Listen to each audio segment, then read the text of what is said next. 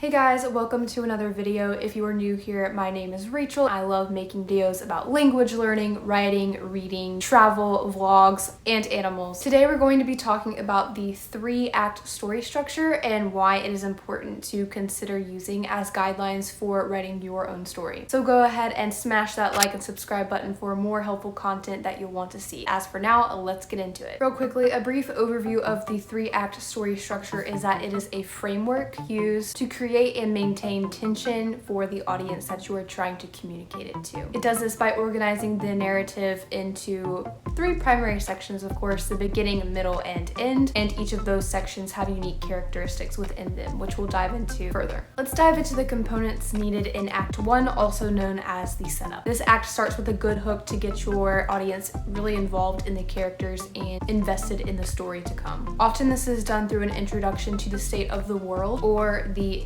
hero/main character in your story and reveals their wants and needs. Once that is established, the inciting incident occurs, which simply means that something outside the character's control happens to them which disrupts their sense of security and sets them on the course for the journey ahead. The external conflict is important for understanding what is happening, and the internal conflict is important for understanding why it matters. Both are needed. After this comes the first plot point, where the character must decide how they respond to the inciting incident based on their wants and fears. They primarily base their next actions on what they believe will fix the disruption or make them the most happy. For our movie example for Act 1, we'll talk about the movie Moana. So at the beginning, Moana is introduced as the daughter of the chief who leads their people in daily life on the island. And because of some tragic event that happened in the past, they are not allowed to leave the island, so they must stay here.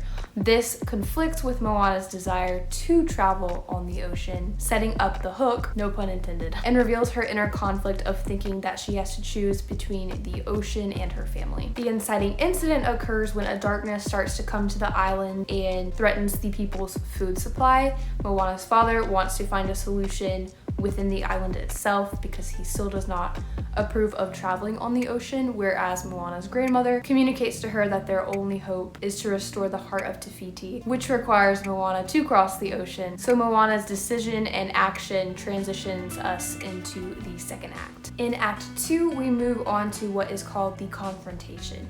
This is when a lot of obstacles get thrown at the character that will be used to shape and develop them into a better person than they were at the beginning of the story, ideally. As a result of the events in Act 1, the character should have a plan that they are trying to pursue in order to continue to fight for what they want while also avoiding what they are either afraid of or any kind of danger that has already occurred. The midpoint of the story or plot twist occurs in Act 2 and throws the character off their plan, presenting new obstacles and problems to overcome. This is also when the second pinch point comes in, where the main antagonist continues to pose a threat to the character. Back to our movie example from Moana. In Act 2 of this story, as Moana begins her journey, she runs into Maui, who is the character that is supposed to be helping her along her journey in accomplishing her goal to travel to Te Fiti and restore the heart. However, she is met with resistance when Maui does not exactly want to pursue this, firstly because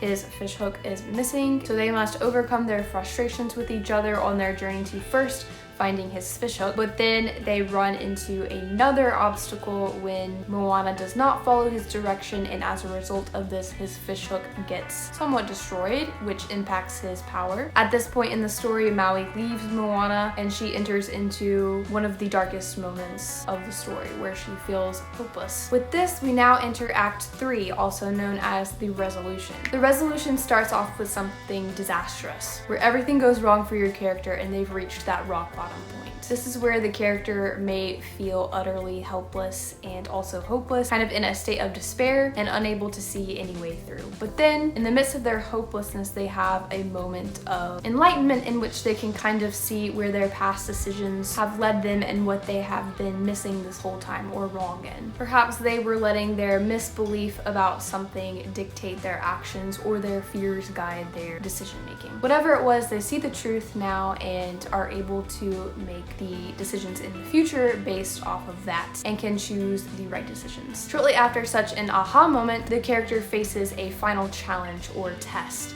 that will reveal how the character has changed and these new decisions that they are making based on the transformation that they have gone through. This typically marks the climax of the story. Their response to the final challenge should demonstrate, like I said, how they've changed and whether they've experienced a character arc. Their reaction should be based on the truth that they have now discovered as they come face to face with dismantling their fears and misbeliefs. Finally, Act 3 concludes with a nice resolution that addresses any loose ends and shows that the external and internal struggles that have been occurring throughout the entirety of the story have been addressed. Alternately, if this story is followed by a second story or a sequel, something of that nature, then Act 3 might end on another plot twist, which sets us up for the next story to follow. And then one final return back to our Moana movie example. In Moana's darkest moment, she is inspired by the direction she receives from the sea, continues on to her goal, and discovers that her enemy, Te Kā, is actually Te Fiti. So when she restores the heart of Te Fiti, both her and her island are restored. So upon her return to the island, it is brought back to life, and the transformation can especially be seen in her father, who now promotes their people to return back to their adventurous ways in traveling across the ocean. And side note, it will be really interesting to see how the 3-act story structure is used in Moana 2 when it comes out. Anyway, hopefully this video provided a little bit of helpful content and tips for writing your story in the 3-act structure. As always, thank you so very much for watching. Go ahead and like and subscribe if you wish, and I will see you in the next video. Bye.